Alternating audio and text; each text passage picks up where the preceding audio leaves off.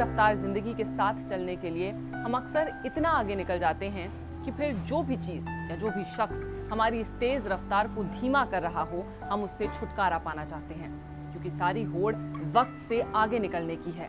और ऐसे में जो भी इंसान वक्त के साथ कदम से कदम मिलाकर ना चल पाए, उससे हम निजात पाना चाहते हैं, उससे अपने आप से अलग करना चाहते हैं, फिर वो क्यों ना हमारे अपने माँ बाप ही हों।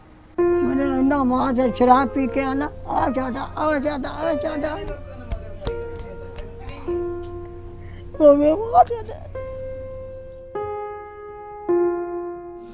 उसकी कमी तो कभी भी नहीं भूल सकती। वैसे तो रात को सोती भी हूँ, दिखाई देता रहता है। उन्होंने यहाँ तक कह दिया कि हॉस्पिटल में डॉक्टरों को ये मरता है, मर लो, उसके बाद मेरा उन लोगों से बात करने को भी मन नहीं करता। ये वो लोग हैं जिन्होंने अपने बच्चों की उंगली पकड़कर उन्हें चलना सिखाया, लेकिन उम्र के आखिरी पड़ाव में जब उन्हें सहारा देने की बारी आई तो इनके बच्चों ने मुंह मोड़ लिया। किसी का बेटा अस्पताल में उन्हें लेने नहीं आया तो कोई माँ आज भी अपने बेटे के इंतजार में जी रही है। सबकी कोई ना कोई कहानी है। और आपको शायद ये जानकर हैरानी होगी कि हमारे देश में ऐसी कहानियां कितनी आम हैं। इतनी कि हर 10 बुजुर्ग दंपत्ति में 6 अपने बच्चों के सताए हुए हैं।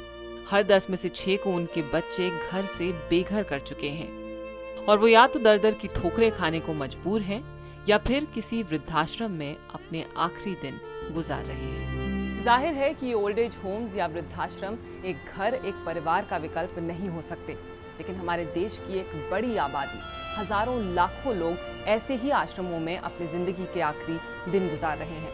तो चलिए, दिल्ली दूर है में आज जानने की कोशिश करेंगे कि हमारे देश के बुजुर्ग वर्ग के लिए एक आरामदायक और सम्मानजनक जिंदगी के लिहाज से दिल्ली कितनी दूर है।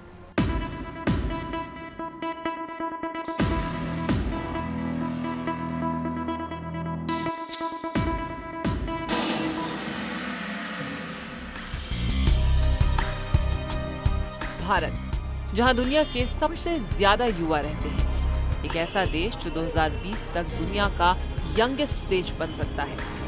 2014 की यूनाइटेड नेशंस की रिपोर्ट बताती है कि भारत में 35 करोड़ 60 लाख से ज्यादा लोग उम्र में 10 से 24 साल के बीच हैं और देश की करीब 2/3 जनसंख्या उम्र में 30 साल से भी कम है।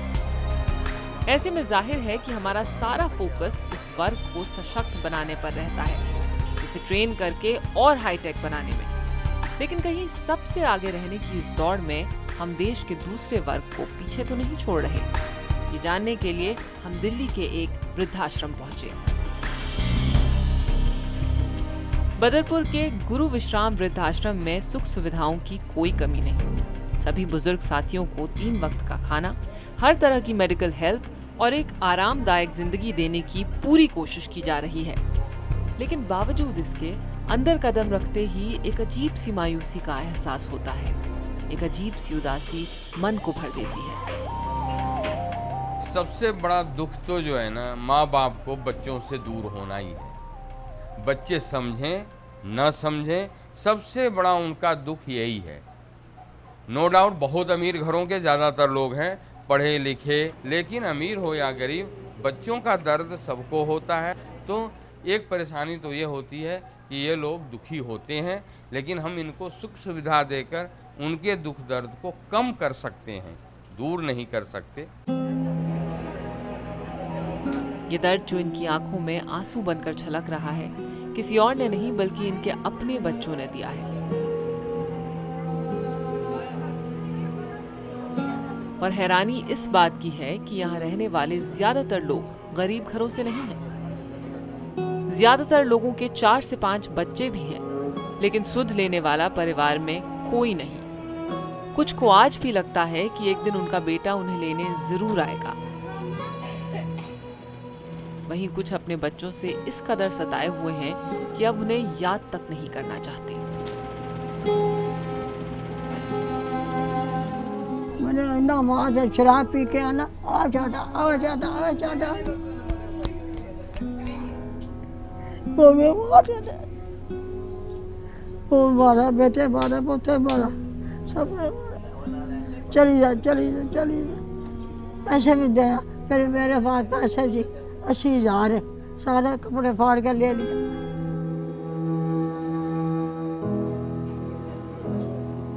80 साल की कौशल्या देवी को 5 साल पहले उनके पड़ोसी यहाँ छोड़कर गए थे।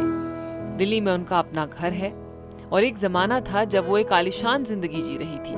पुराने वक्त को याद करके आज भी उनकी आंखों में चमक सी आ जाती है। अपनी दुकान फर्नीचर की, अपने मकान 3 मंजिली, बड़ा पैसा जी मेरे को। सोना इतना कांडे 3 जोड़ी सोने का कान के करेगा, 4 जोड़ी करेगा। तो सोने का 10 तोले सोना, इन्हें सोना बड़ा पैसा, बड़ा सोना। मेरा आदमी बहुत अच्छा जी, सच बाबू अच्छे है, बहुत अच्छा। मैंने कभी ऐसे मारा नहीं, मेरा कभी नहीं मारा, कभी गाली नहीं दी ना, कभी गाली नहीं दी, कभी मारा नहीं मैंने। बड़ा अच्छा सी मेरा जब आना इन्हें पैसे लेकर ले मैं छोड़ी बोलता हूँ, जो मर्जी खर्च करा, जहाँ मर्जी ले आओ, कुछ बोला नहीं। दूध दही खाने फ्रूट सब करा, किसी चीज़ की कमी नहीं। लेकिन पति के मरने के बाद बेटे ने उनकी जिम्मेदारी उठाने से साफ इनकार कर दिया और आज वो ऐसी बदहाली, ऐसे दर्द का शिकार हैं जिसका कोई इलाज नहीं। 4 बेटियों के बाद, बड़ी दुआओं के बाद भगवान ने उन्हें एक बेटा दिया, लेकिन आज उसी बेटे ने उन्हें घर से निकाल दिया। 5 बच्चों में कोई उन्हें यहाँ से ले जाने नहीं आया और अब इसी बिस्तर पर वो अपनी मौत का इंतजार कर रही हैं। सभी के लिए अपनी जिंदगी बेहद कीमती होती है, लेकिन जब अपने साथ छोड़ जाएं, तो जिंदगी कितनी कड़वी लगने लगती है, ये इनसे मिलकर पता चलता है। जब मैंने उनसे कहा कि भगवान करे उनकी उम्र खूब लंबी हो, तो उनकी प्रतिक्रिया ये थी। वो फूट फूट कर रोने लगी और हाथ जोड़कर मुझसे कहा कि बेटा मुझे ऐसी बददुआ ना देना। अपनों के बिना जीवन का मोह कैसे भंग हो जाता है, ये मुझे तब एहसास हुआ। हालांकि ये एहसास कराने वाले यहाँ कई लोग थे। कौशल्या देवी को उनके बच्चों ने घर से निकाल दिया, तो कुछ के बच्चे उन्हें अस्पताल मरने के लिए छोड़ गए। 62 साल के तेजिंदर सिंह इसी दर्द से उबरने की कोशिश कर रहे हैं। 5 साल पहले छाती मेरे दर्द हुई थी, तो घर वाले सदर के हॉस्पिटल दाखिल कराया। उसे मैं रहा 2-3 महीने। एक दिन मैंने ऑक्सीजन में लगी, बहुत ज़्यादा हालत ख़राब सी। घर फ़ोन किया, मेरे से नंबर ले लिया था कि वो ऑक्सीजन लगी है, पता नहीं बचे ना बचे, आके मिल जाओ। उन्होंने आगे से जवाब दे दिया कि अब कोई नहीं आएगा, मरते ही मर जाएगा। फिर मैं हॉस्पिटल रहा 4-5 महीने। हॉस्पिटल से मेरे को कोई जानता था इनको फौजी को, वो यहाँ पे आश्रम में छूट गए। तब मैं 5 साल से आश्रम में। तेजिंदर जी खुद भले ही एक इलेक्ट्रिशियन रहे हों, लेकिन उन्होंने अपने बेटे को पढ़ा लिखाकर सॉफ्टवेयर इंजीनियर बनाया, इस लायक बनाया कि वो अपने पैरों पर खड़ा हो सके। लेकिन आज जब वो खुद अपने पैरों पर नहीं खड़े हो पा रहे, तो बेटे ने सहारा देना तो दूर, उन्हें अपनाने से तक मना कर दिया। उन्होंने यहाँ तक कह दिया कि हॉस्पिटल में डॉक्टरों को क्या मरता है मर रहे हो, उसके बाद क्या है।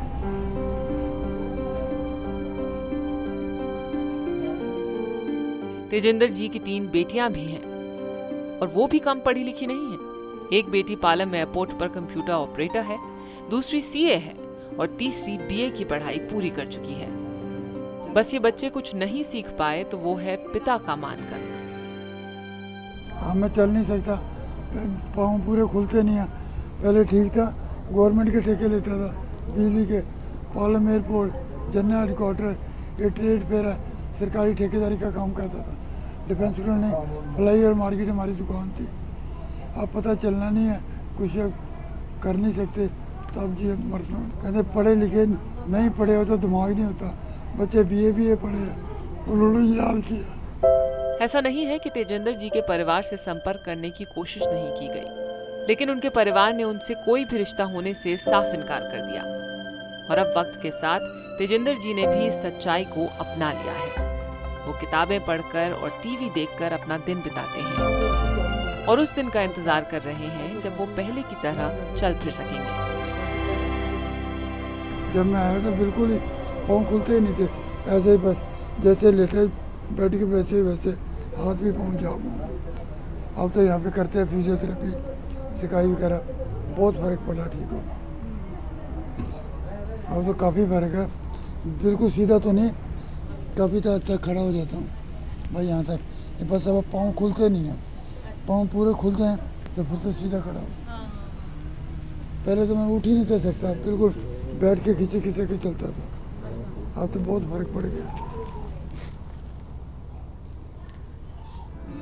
घर में संदेशा भेजा, कोई नहीं आया। अब जाना भी नहीं, ठीक हो जाएंगे, यही सेवा करेंगे। ये गुस्सा भी उस प्यार की वजह से है जो इन्होंने अपने बच्चों से किया है, उन उम्मीदों की वजह से है जो इन्हें अपने परिवार से थी और जो आज पूरी तरह से टूट गई है। मैंने लड़के की शादी करी, लड़के की शादी को 6 साल हुए। अब वो बहू पहले तो सही थी, अब वो बहू न दिन पर दिन बदलती चली गई। फिर उसने मुझे कह दिया कि मैं तुम्हें रखने की नहीं। लड़का कहने लगा क्यों नहीं रखोगी, ये क्या कि मैं इसे नहीं रखूँगी।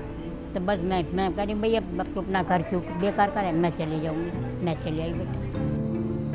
ये सुशीला जैन की कहानी है। तेजिंदर जी की ही तरह वो भी अपने घर कभी लौटना नहीं चाहती, लेकिन इन्हीं के पास वाले बेड पर शशि को आज भी अपने बेटे का इंतजार है। घर में मेरा एक बेटा और मैं थे, हम लोग दोनों बहुत अच्छी तरह रह रहे थे। और सबको ये पता था कि इसके पास पैसा है, तो उसका कोई दोस्त बन गया। तो पहले तो उसकी गाड़ियाँ ले ली, 5 गाड़ियाँ ले ली, एक भी नहीं दिया पैसा। तो मेरे बेटे ने कहा एक दिन गुस्से में कि भाई मेरे को तो पैसे चाहिए, मेरी मम्मी लड़ रही है मेरे साथ, पैसे दो हमें। ठीक है तो आ जाइए। तब से गया मैंने खूब, पहले तो उसका पता लगाया, दोस्त जो मिलने वाले थे उसके कहीं ना कहीं उसका कोई कहने लगे कि हमारे पास तो वो आया ही नहीं है लड़का। मैंने उसकी पे जाके थाने में रिपोर्ट करी, तो मैं थाने से बाहर निकली हूँ, उसके बाद नहीं मेरे को फिर पता। तो मेरे को ऑटो वाला लेके आया, पता नहीं बात सड़क पे मेरे जैसे थोड़ी मेरी आँख खुली होगी। तो मैंने ऑटो वाले को कहा मैं कहाँ हूँ, तो बोला अम्मा आप तो थाने के सामने पड़ी थी, तो आपका कोई नहीं है, तो ये आश्रम है, तो आप चलो मैं अंदर आपको आश्रम में छोड़ देता हूँ। और मैं 3 साल से यहाँ पे हूँ। 3 साल पहले शशि अपने बेटे की यही फोटो लेकर थाने में उसकी गुमशुदगी की रिपोर्ट दर्ज कराने गई थी, लेकिन उसका आज तक कोई पता नहीं चल पाया है। यहाँ उन्हें खाने पीने से लेकर हर तरह की सुख सुविधा दी गई है, लेकिन बेटे की याद आज भी चैन से सोने नहीं देती। उसकी कमी तो कभी भी नहीं भूल सकती वैसे तो।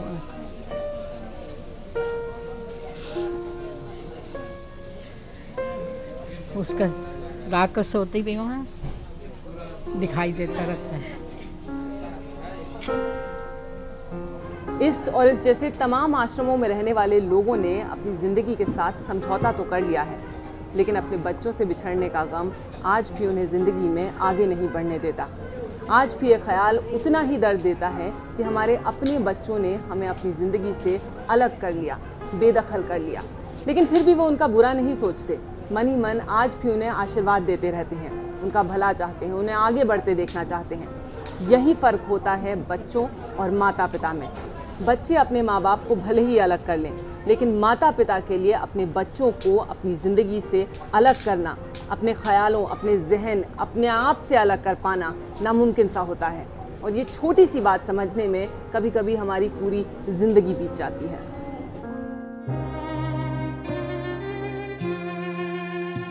मुझको हर हाल में बख्शेगा उजाला अपना, चांद रिश्ते में नहीं लगता है मामा अपना। मैंने रोते हुए पोंछे थे किसी दिन आंसू, मैंने रोते हुए पोंछे थे किसी दिन आंसू। मुद्दतों मां ने नहीं धोया दुपट्टा अपना। इस तरह मेरे गुनाहों को धो देती, माँ बहुत गुस्से में होती है तो रो देती है।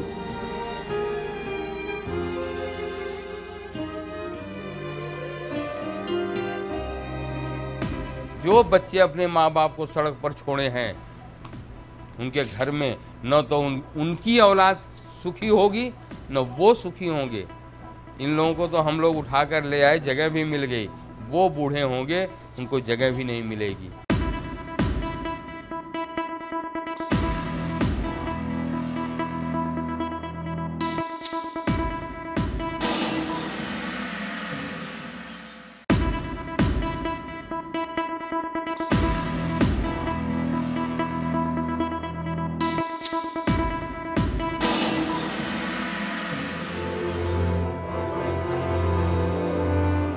माता पिता वो जड़ें हैं जिस पर हमारी जिंदगी की नींव खड़ी होती है, लेकिन कुछ बदनसीब ये समझ ही नहीं पाते। इन तस्वीरों में ऐसी औलादों की बदनसीबी साफ नजर आती है। जो बच्चे अपने माँ बाप को सड़क पर छोड़े हैं, उनके घर में न तो उनकी औलाद सुखी होगी न वो सुखी होंगे। इन लोगों को तो हम लोग उठाकर ले आए, जगह भी मिल गई, वो बूढ़े होंगे, उनको जगह भी नहीं मिलेगी। इसलिए इतनी भागदौड़, इतनी भागे न आगे, कम से कम कि ऐसे भागने में हमसे पाप हो जाए, महापाप हो जाए, ये यूथ को समझना पड़ेगा।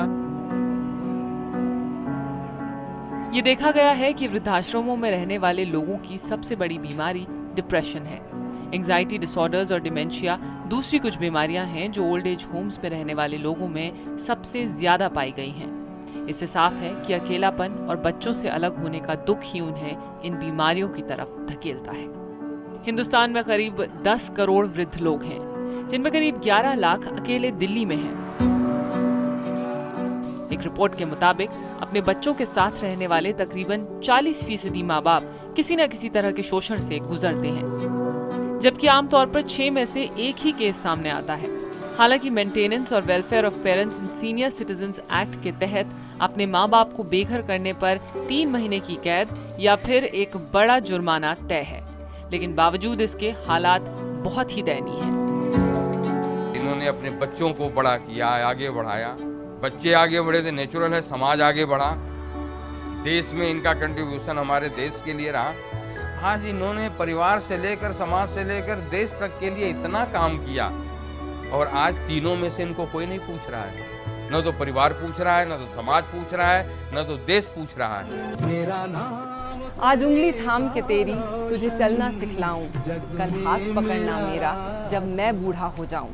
ये हर माता पिता की उम्मीद होती है, लेकिन अफसोस कि ये उम्मीदें हमेशा पूरी नहीं हो पाती। बच्चे बार बार अपने माँ बाप को दुखी करते हैं, कभी उनकी उम्मीदें तोड़कर तो कभी उनका विश्वास, लेकिन वो ये भूल जाते हैं कि ये जिंदगी एक गोल चक्कर की तरह है। जो बोया है वो एक दिन जरूर काटना पड़ेगा।